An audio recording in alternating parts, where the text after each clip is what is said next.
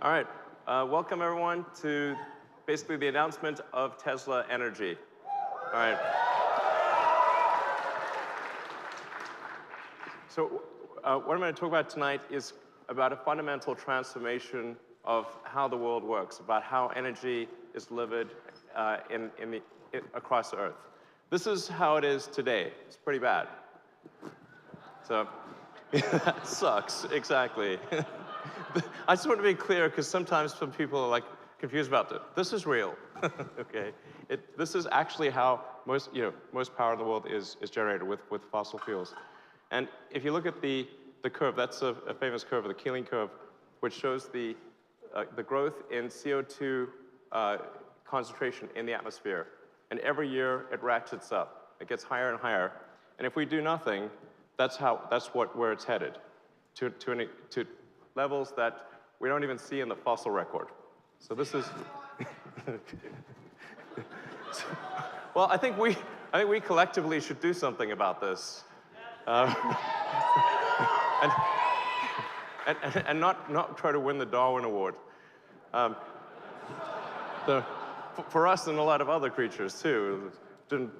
So the way the grid works today is this: you've got coal, you've got natural gas, nuclear, hydro, and then wind and solar, but not enough wind and solar, obviously.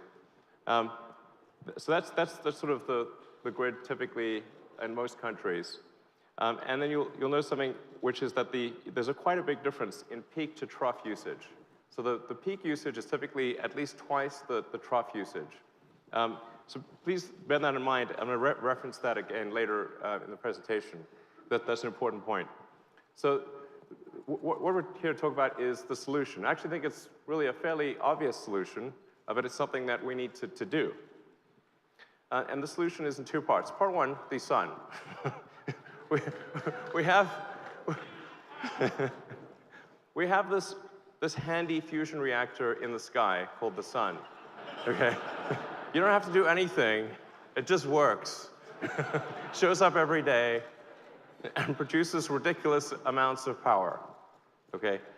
Now, a lot of people aren't clear on how much surface area is needed to generate enough power to completely get the United States off of fossil fuels. Most people have no idea. They think that it must be some huge amount of area, like maybe you need these satellites in space and like space solar power. If anyone should be in favor of space solar power, it should be me. But this is completely unnecessary because actually very little land is needed to get rid of all fossil fuel electricity generation in the United States. That blue square there is the land area that's needed to transition the United States to a zero carbon electricity situation. It's really not much. And most of that area is going to be in rooftops.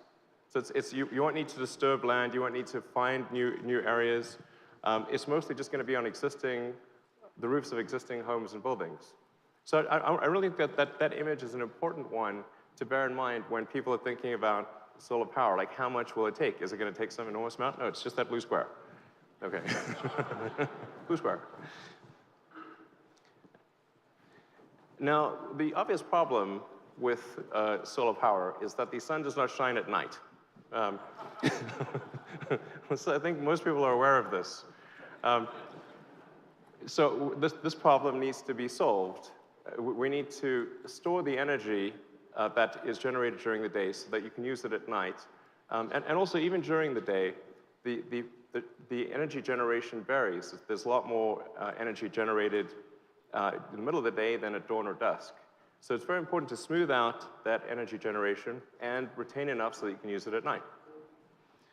So now, what you may not have noticed in that earlier slide where I showed the blue square was that there was one red pixel. Okay, in the blue square was a red pixel. Now it's zoomed in so you can see that red pixel. That is the size of the batteries needed to transition all of the United States to being solar with batteries. Okay, it is a very tiny amount. Okay. 1 pixel, just remember that. 1 pixel is the size of the batteries needed for the United States to have no fossil fuel generated electricity. This is no room at all. So not a problem for solar or batteries. Now, the issue with existing batteries is that they suck, okay? They're really horrible. They look like that. They're expensive, they're unreliable, they're sort of stinky, ugly, bad in every way, very expensive. You have to get some sort of, you need to combine multiple systems. There's not one integrated place you can go and buy a battery that just works, which is what people really want to buy. So we have to come up with a solution.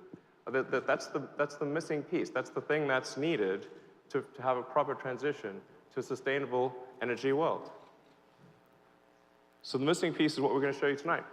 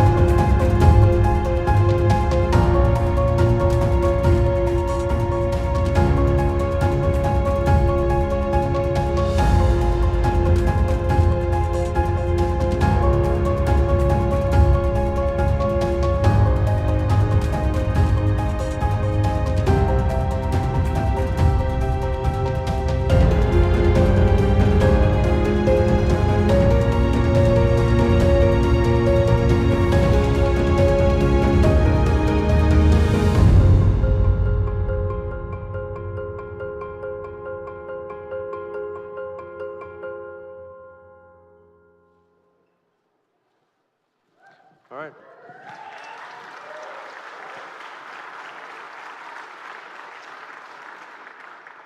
So this is a product we call the Tesla Powerwall.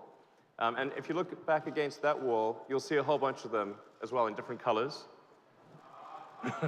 So you can pick your favorite color, and it looks like a beautiful sculpture on the wall. So it's very important. I mean, I want to point out a few things that are very important about this.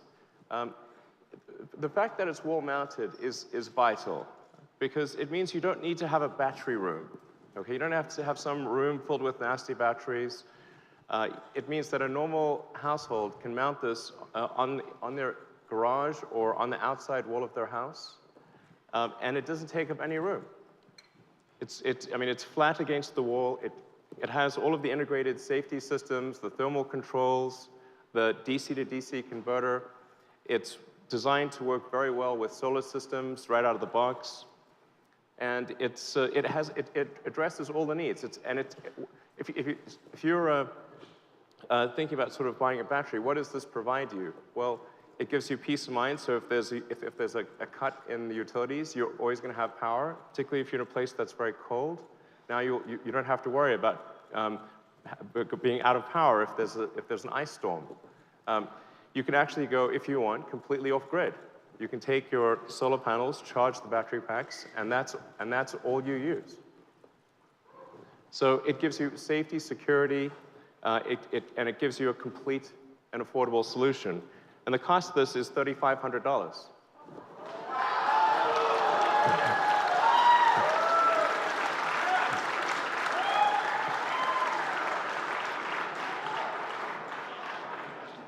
And it's designed so you can stack them on the wall. So if you look at the wall in the back, you'll see that there are some that are paired up. So you can have two. You can actually stack up to 9 of the Powerwalls. So you can have, I mean, even if you've got a pretty big thing going on, you can have 90 kilowatt hours. That's a lot. And very importantly, this is going to be a great solution for people in remote parts of the world where there's no electricity wires, or where the electricity is extremely intermittent or extremely expensive. So you can take the Tesla Powerwall, and it can scale globally. And in fact, I think what we'll see is something similar to what happened with the cell phones versus landlines, where the cell phones actually leapfrogged the landlines, and there wasn't a need to put landlines in a lot of countries or in remote locations. So people in a remote village or an island somewhere can take solar panels, combine it with the Tesla Powerwall, and never have to worry about having electricity lines. And I think this is going to be great. Having electricity lines is not the most pretty thing in the world. So being able to just have this solution that just works wherever you are, I think is going to be incredibly helpful to people that don't have electricity today. So.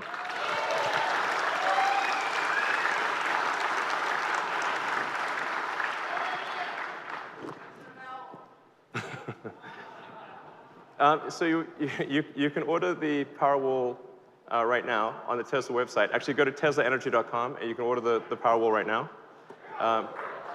And we're going to start shipping in approximately 3 or 4 months. And initially, the ramp will be slow because these packs will be made in our Fremont factory. And then next year, the ramp will go much, much higher as we transition to the Gigafactory in Nevada.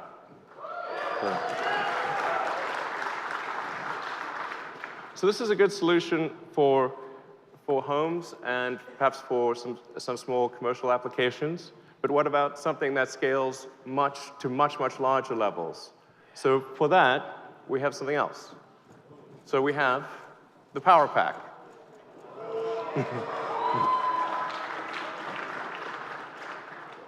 So the Tesla Power Pack is designed to scale infinitely. So you literally make this into a gigawatt-hour class solution. you could go gigawatt class or higher. And in fact, we already have one utility that wants to do a 250 megawatt-hour installation just using the Power Pack. Now, I think it would be a good idea, this would be a good time to transition the power that we're using in the building to being battery powered, of course. So let's go to the camera feed let's go check out the power meter.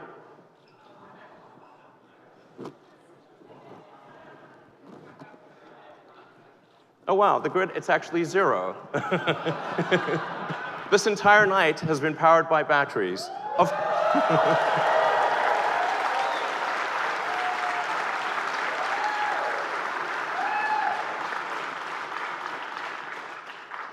Not only that, the batteries were charged by the solar panels on the roof of this building. So this entire night, everything you're experiencing is stored sunlight.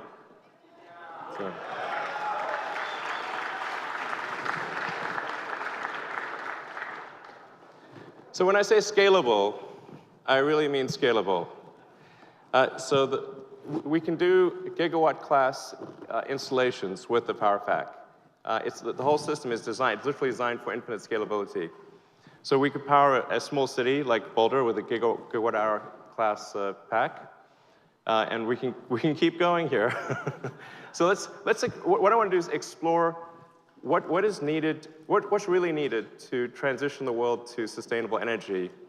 Is this actually possible? Is it something that is within the ability of humanity to actually do, or is it some insurmountable, super difficult, impossible thing? It's not. So with 160 million power packs, you can transition the United States. Okay? With 900 million, you can transition the world. You can basically make all electricity generation in the world renewable, and primarily solar, which will be. So, and then going a little further, if you wanted to transition all transport and all electricity generation and all heating to renewable, you need approximately 2 billion power packs. Now that may seem like an insane number, and I'm very tempted to do the billion thing, but well, restrain my hand.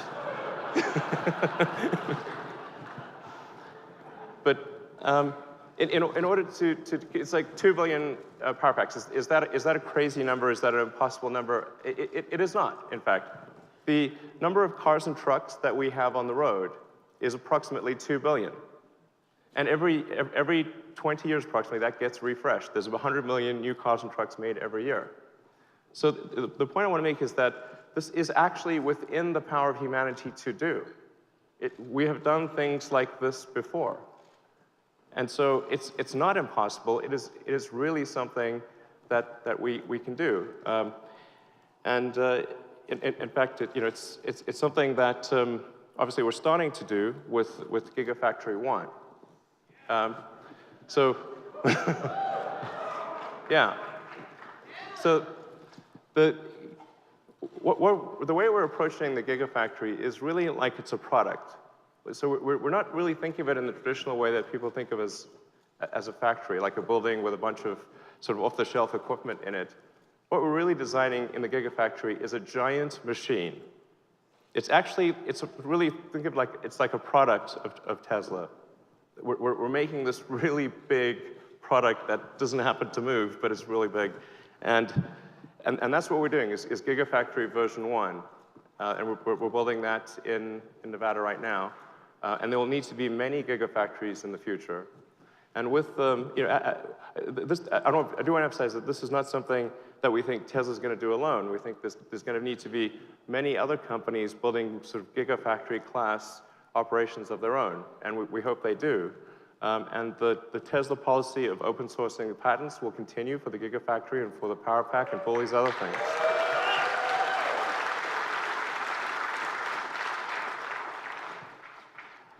So we want to show people, that most importantly, that this is possible. That if you look at that's the future we could have, where the curve slowly rolls over and goes to zero, no incremental CO2. That's the future we need to have, and that's something that and the path that I've talked about, the solar panels and the batteries. It's the only path that I know that can do this, and I think it's something that we must do, and we can do, and that we will do.